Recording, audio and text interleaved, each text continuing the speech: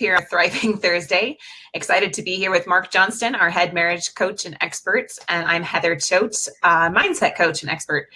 And yeah, it's been a busy day for me. I've been running around, don't know about you, but excited to be here and talk about a really important issue about how to reconnect with your spouse. And this is our most popular topic for the group this month. You all asked us to share some insights and some guidance on how to reconnect better with your spouse this year. So we're going to dive right into that. First, I'm going to read this question, the situation that came through to us, and then we'll kind of go into some of those unconventional truths about what it really takes to reconnect with your spouse. So I'm going to go ahead and read that. She says, I'm at a loss as to what to do, and what I've been doing doesn't seem to be working. She says, my biggest problem is that my husband and I get angry with each other over past and current mistakes and lies, so that any nice moments only last for moments. It's putting a huge gap between us, and it's only getting bigger. So here we're talking about a situation where the disconnection is only continuing to increase over time. So awesome. I see a couple of you are watching us. If you can see and hear us okay, give us a thumbs up. Let us know that you're there.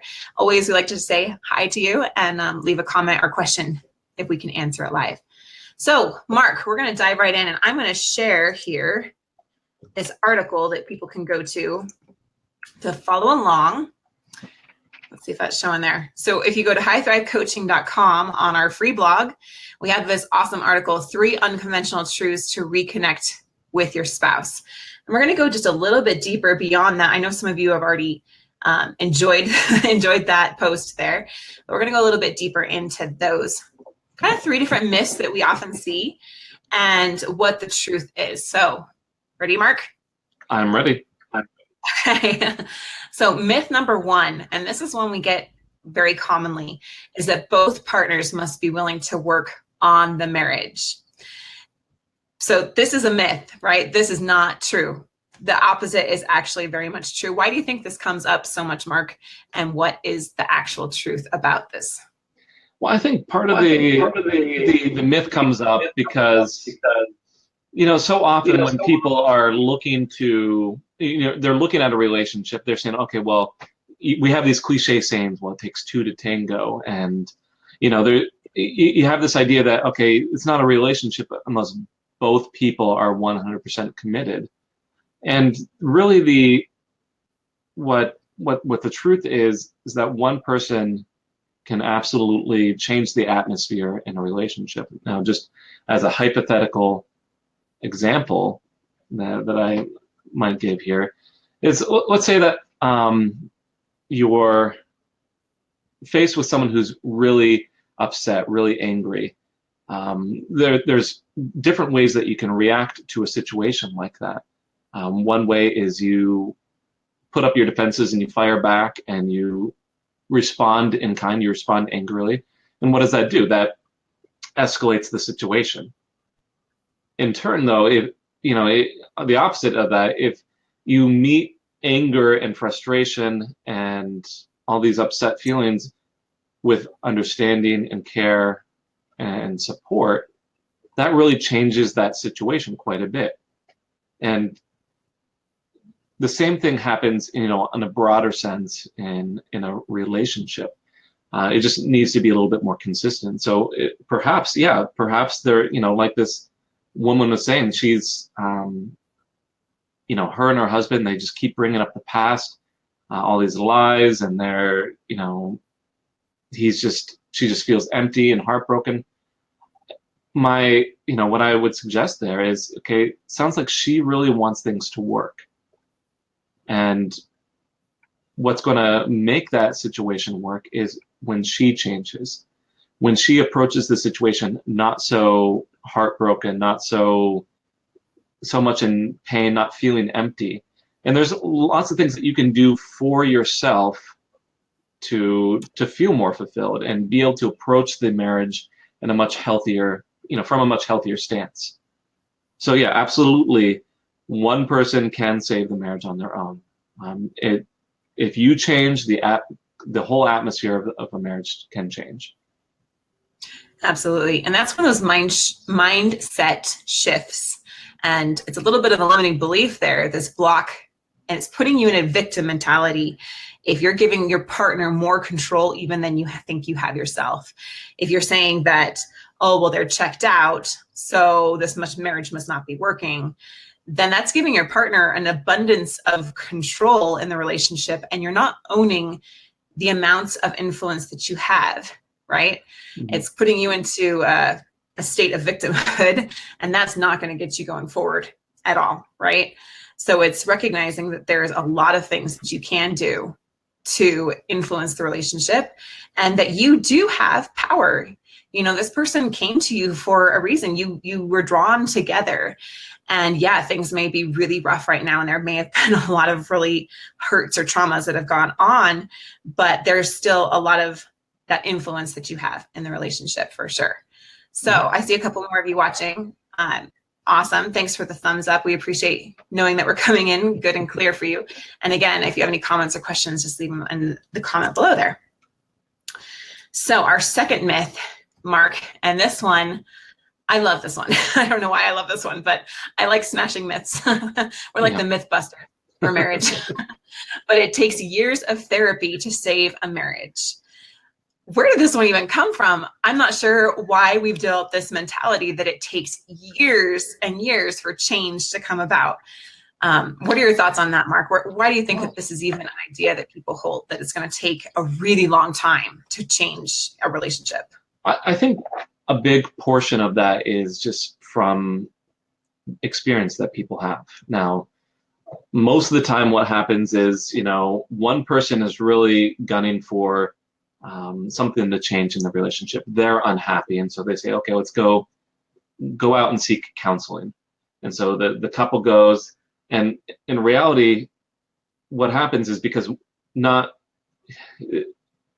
it's almost like this half-hearted attempt by one or both partners.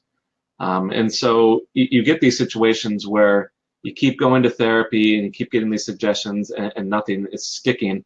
And the elements of change aren't really there. There's certain things that actually create long-lasting change. And frankly, a lot of times in therapy that it just doesn't happen. I'm going to interject here. Mark's talking about this from experience. In case you don't know, his background was in traditional therapy. So this isn't just like pie in the sky stuff. He was actually in traditional therapy for years. And so that's where he's coming from. Just as a point of reference so everyone knows, Mark, you recognize that this change wasn't really happening kind of in that traditional therapy mode. Is that right? Yeah. Well, what I would see when people come into the office is, there'd be different reasons why people would come in. A lot of times there'd be these outside forces almost forcing people to come in. Maybe their spouse made them come in, or maybe friends and family did, or they're court ordered to get some help. And without that motivation behind it, there wasn't, without that motivation to change, it didn't stick. And so, there's certain things that keep change, make it so that's long lasting. If people can actually really find some meaning in what they're going through, sometimes it takes big tragedy, losing a lot. There's different things that contribute towards making that final shift to actually make change permanent. And, that's absolutely, if you know how to induce those things, if you know how to actually have that in your life and you can follow through with it, change doesn't have to take forever. You just need to go about it in the right way. Yeah. Absolutely. And we've seen that ourselves. We've been able to work with many clients, and we, just even this last year, I'm calling to mind a couple that came to us that had literally been in traditional counseling for 20 years. Mm-hmm. They've been in 20 years of therapy and traditional counseling. And so, yeah, I can understand why a lot of people think it's going to take years to save their marriage or to improve things. But the truth is that once you get the right tools, like Mark was talking about, and the right system in place for change, it can happen very quickly. And this couple literally went from, they were like about to sign divorce papers, they weren't wearing their wedding rings, to within like 6 or 8 weeks, they had their wedding rings back on. and they moved back in within a short amount of time working with us, and now they're doing, phenomenally well. So it's just proof that there's a saying that 90% of change comes in the decision to do so. So when one person, hey Kathy, nice to see you, when one person makes that decision to change, that's when mountains move. And the thing is, from a mindset standpoint, so many of us are like getting ready to change. And we think about, okay, how do I need to change? What's the best method to change? I'm going to read all these books about change and make sure I have the right method and the right tools. And I'm going to go talk to all these people about what they did to change. And we think that we're being productive when really we're just kind of getting ready to get ready. But when you're actually ready and you just make that commitment and you just go full bore in with the right tools, change can happen very, very quickly. It's very exciting. Absolutely. It's like you're describing, it's very much an inner thing, something that you are changing on the inside. And I think that's a lot of people don't realize you can do the exercises, you can read the books, you can do you can go through the motions, but if you don't have that interchange, it doesn't work. But even with that said, there are things that you can do to help speed along that interchange. And so, I mean, there's like that's where this myth comes up, and the truth that we have. It doesn't have to take years to change. If you know what you're doing, or if you have some help, it can happen very quickly. Yeah, and everyone watching, just weigh in on this for yourself. I know you've experienced this in your life, or you've seen someone who has done this. The trap is that most of us get ready to get ready, but you know it. And comment below if you know what I'm talking about. If you understand what we're saying here, that when you decide to change and you just make that commitment and you decide I'm going to do this or I'm going to die, like when you're on that kind of level of resolve, things can happen phenomenally fast, right? Incredible transformations occur. So if you know what I'm talking about, and I think you do, go ahead and let us know. And we're going to go on here to myth number 3. It's too late to turn things around. So this is another big one, that we've gone too far. We can't turn things around. We hear things like, it's too little too late. I think my spouse may be too far gone. That kind of thing. The clock's running out. We're past the point of no return, right? We hear this kind of language, all describing that things are a little bit too far gone. So what is the truth about this myth, Mark? Well, I'm going to say that, even though our blog article is saying, hey, absolutely, it's never too late, I'm going to say this is a partially true myth, because yes, there are some circumstances that say, yes, it's too late. But you're right. That's very rare. Mostly when I'm saying, hey, it's absolutely too late, is when, your partner is already gone, they are already in another committed relationship. I would say, it's time to give that up. Or if they are, if there's absolutely no communication left, you don't have any contact with them, it's time to start letting go of that, because you can't really kindle a flame if you can't see the flame, or if you don't even know where that flame is. And so but beyond that, there's very little, there's very little that will say, okay, absolutely doesn't, because this happened, it's too late. No, that doesn't happen. When people have gone really far, and they start considering other options, when they start considering affairs or divorce or separation, these extreme choices, what it really means is that they're looking for something. They're looking for some way to be happy. And honestly, no one really wants divorce. That's not why people get divorced. That's not why people separate. It's not because divorce is a good thing. It's because they're looking to be happy. And when you can provide that person what they want, and that they have hope that they can continue to be happy in that relationship, then it's a much easier choice to stay in the relationship, or to fix things, because who wants to go through the heartache of divorce? There's this big stigma against it. There's this concept that you failed if the marriage ends. Beyond the splitting of assets and the custody battles and the lawyers and all the, shame and guilt and whatnot, no one really wants that. They want happiness.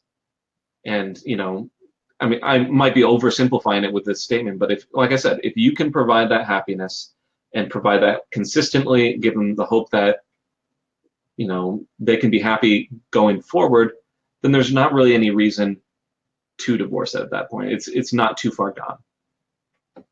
Absolutely. We even have an example of a couple that were completely divorced, and 2 years later they ended up getting remarried. That's Mark Mears here. He said, going through divorce and 2 years later gotten remarried to the same woman, I would stress the power of possibility. He says it can happen, and with High Thrive Marriages help, that's a little plug for us, it will happen, but you've got to participate in the process with an open mind and heart. I wish our therapist would have taken this approach. It would have saved us, in his words, $50,000 and 2 years of our life that we can never get back, just our 2 cents. So this idea that it's never too late. I'm really glad that Mark clarified that there are some specific situations where it's time to let go. But I would say probably, I don't know, large majority of the people that we end up working with, it's more of a mental block that things are too far gone than the actual situation is too far gone. So with that said, I'm going to share what John said here. This is back to the commitment thing. Appreciate the comment, John. He says, commitment takes belief. Our beliefs are our superpower. I really like that. They are our superpower. They're also our Achilles heel if we have them going in the wrong direction. So we need to be very careful and aware of what our beliefs are. Yeah, Okay. I like what you said there as far as it can be a superpower or a weakness. And I can recall, working with several people where it was just really difficult for them to get past this doom and gloom mentality that, okay, even though I have these steps here, getting past that idea that it's not going to work and that, I can't ever get this relationship back. And I do believe that those beliefs in those cases kept that person from progressing. So yeah, it can help you get exactly where you want to be, or can really hold you back, whatever your beliefs are. Right. Absolutely. And within each of us is kind of that polarity of something that we really want, and then that fear of it not working out, right? That fear of it's not going to happen for me. And so one of the things that I specifically love coaching people on and work with people every week on is overcoming that, right? Because if you have that pull in your heart that you love this person and you are committed, you want this to work out, then that needs to be the overpowering drive in you, right? To overcome some of those fears and some of those limiting beliefs there. And that takes time, and it takes usually a little bit of guidance, but it's absolutely possible. So Mark, we got here a question from Gwendolyn. Hi, Gwendolyn. Nice to see you. And this is a little bit of a long one, but I'll just go through it and then we'll address this, kind of bringing this into some more specific scenarios now on how you can specifically start to reconnect with your spouse. So she says, I have assessed myself personally since my separation. I have acknowledged that I have many mistakes, including seeking security for life with my husband instead of acquiring that on my own. I honestly believe that we both sought each other for similar reasons and stayed together because it was not convenient to hope the other would provide the thing instead of seeking it from someone else. Along the way, someone else provided that glimmer of hope to attain the thing that I didn't provide for him. Is it possible that we didn't love each other at all? Did we just hold on so long because we were both broken from the beginning? And what's the step I take from this acceptance? So that's our situation. Some really good questions there. Wondering if they didn't love each other at all from the beginning, or if they just held on because they were broken. And what's the step I take from this acceptance? So fire away, Mark. All right. So as far as whether they loved each other from the beginning, that's not something that I'm going to be able to judge.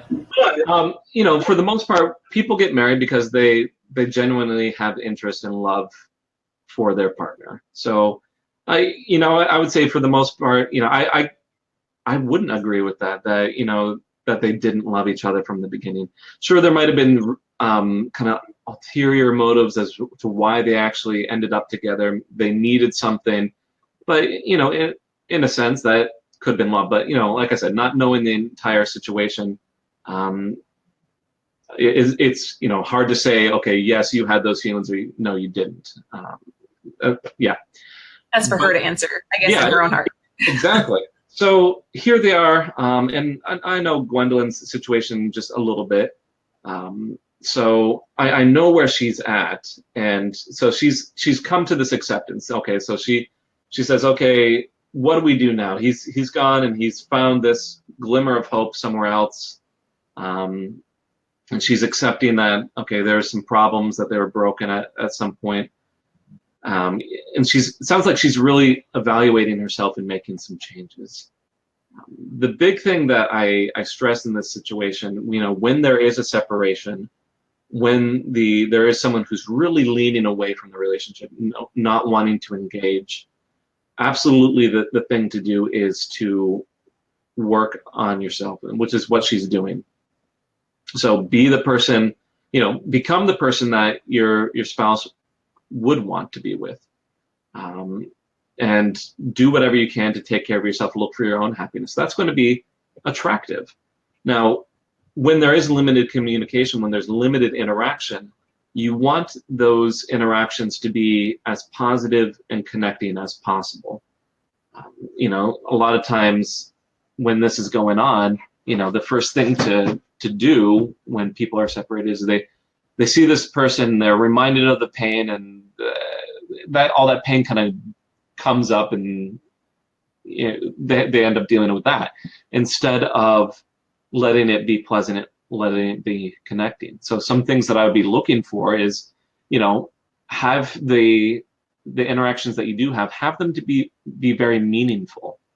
If you're just talking about the job, the weather, those kind of interactions that you have with, the checkout clerk, the cashier at the grocery store, it's not going to be a meaningful conversation, and you're not going to connect. Likewise, if you're bringing up all this pain and this misery that you're reminded of all this, and you talk about that, you're also not connecting. That's pulling you further apart. What you're really aiming to do is you're aiming to demonstrate that you've changed, make some connections, and help your spouse that's going out of the relationship, help them to leave that interaction with a positive impression. There's all these little intricacies and details, and okay, how do you do this, and what's the best approach? And I think right now is we'd have to spend quite a bit of time on that, but that would be the overarching goals is look for connection and be positive and demonstrate change. And when you can be consistent with that, you have the possibility of being able to get back together. Now, with that said, when it's gotten to that point where there's that much distance, the unfortunate fact is you cannot control your spouse. You can't control their choice to come back, but you can make that choice as appealing as possible if and when they do consider that choice. So. Absolutely. So can everyone see the value in that, making things positive, making them meaningful, to show and demonstrate that consistency of your change? I know that was another question that we had come in on our post in the group this week, was I'm making all these efforts to change. My spouse doesn't really seem to see it or recognize it. You have to understand, like Mark said here, it's that consistency, and it's going to take some time because they've built up a story about you and about the relationship, and it's going to take some time and some consistency and making things really positive and meaningful for those walls to start to come down. Now, with that said, every situation is going to be different. And so, right. Absolutely, if you're really, really interested in fixing that situation, you need help. That's not something that I recommend doing on your own, whether that's with us or with someone else. What I want is for you to be successful.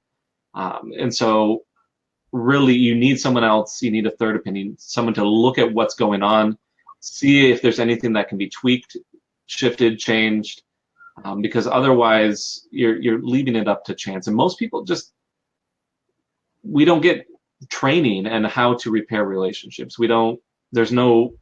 Most people don't go through marriage courses or Most people don't have that knowledge on how to put things back together. And so absolutely get help, get some advice on someone who specializes in this problem. Absolutely. The reason why we even brought up this idea of myths is because this is a very fragile kind of situation when you have one spouse really pulling away from a relationship. And oftentimes, the things you think are going to work, the things you think are the right things to do, often end up pushing them further away. And those are some critical mistakes that you just simply cannot afford to make in this kind of situation. So this is just the beginning. This is the tip of the iceberg here. And to help you even further, we have a couple other resources I'm going to share. That we have this free guide that we put together, the do's and don'ts to reconnect with your spouse. So this will show you exactly some of the do not do this. Okay, if it's there, assess yourself, be really honest. If you're doing those things, then you're going to understand why you're getting the results you're getting, right? And then start to do the appropriate behaviors that will get your spouse to be drawn back into, towards you again. So you can grab that there. You can also go to the blog. It's just a freebie on there. You can click that there and get that freebie. So do we have time for one more, Mark? I think I have just a few minutes. You have time. Kathy just sent one in. Yeah. Okay. One more. All right, Kathy. Fear of going backwards when signs of dishonesty are still there. After leaving 3 days before Christmas, after 19 years, that was a big step for me. I've been sick with the flu and have been back at home, and he is caring and cared for me. We went to a counselor on Monday and signs of dishonesty appeared. Okay. So it looks like, if I'm understanding right, were you the one that left? Is that what you understand too, Mark? Yeah, it sounds like, after being hurt for so long, okay, yeah. So it sounds like after being hurt for so long, Kathy's talking about how she left after 19 years, and then they're seeing a counselor. She's seeing him being dishonest. Is how I'm. Okay. So it's understandable. Okay, great. So Kathy's saying, "Yep, that's exactly it." So this is understandable. I mean, there's all this time that you've been hurt, and to actually make the decision to leave, that was a big deal. I mean, I imagine that decision wasn't made simply, and you were looking for something to be different, something to change, to get some happiness, and likely that made your husband wake up just a little bit. It was just a nice, for lack of a better term, like a nice slap there to say, "Hey, wake up and do something different." But there's already signs of dishonesty.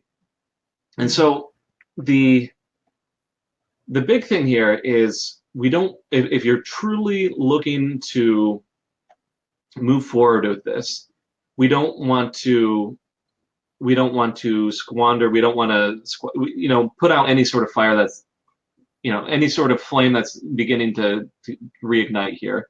We don't want to attack your husband for these sort of things. And we also don't want this to be in a situation of you versus him, because that's going to create more disconnection. And honestly, that's going to actually also create more reasons for him to be dishonest. If the two of you are arguing, if you're fighting, if things are tense, just knowing the nature of why people are dishonest, that's going to create more dishonesty. So what you really want to do is you want as much as possible to reward and encourage, him being honest and open and sincere with you, while supporting him in his struggle to be honest with you. So the way I would approach this is looking for ways to address this as a team rather than as competitors, as I'm going to leave unless you open up and be honest with me. That stance right there is going to absolutely create more problems. You're going to spiral down. If you can work it out to work on this problem, support him with this struggle as a team, that's going to be the only path out. And I know that's hard, especially given years of pain. To be able to open yourself up to the possibility of getting hurt again is going to be difficult. But yeah, you absolutely have to approach it as a team. You have to support him. You have to be there together if you're working on a long-standing problem like this. Now, details of what you could do, I mean, that would be, what we would have to talk about in, one-on-one. We'd have to have a lot of back and forth, but that would be the general advice there. Yeah, Kathy says, I agree, difficult. So Kathy and everyone else watching, this is one of those situations you have to step back and be like, what do I really want?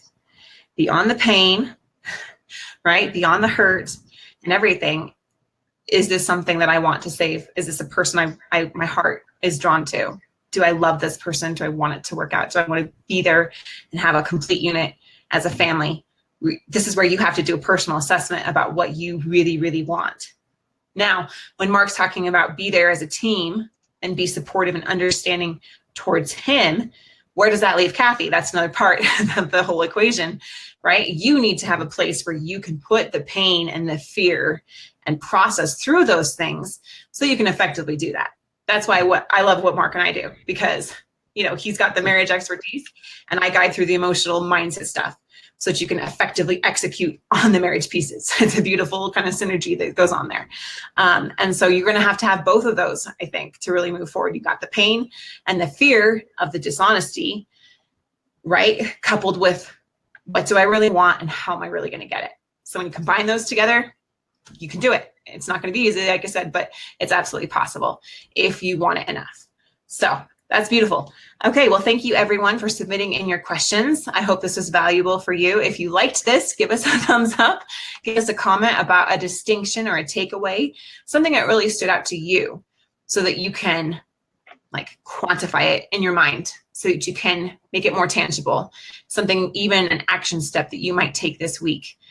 Maybe it's that you're going to show more understanding to your spouse. Maybe you'll lessen the tension.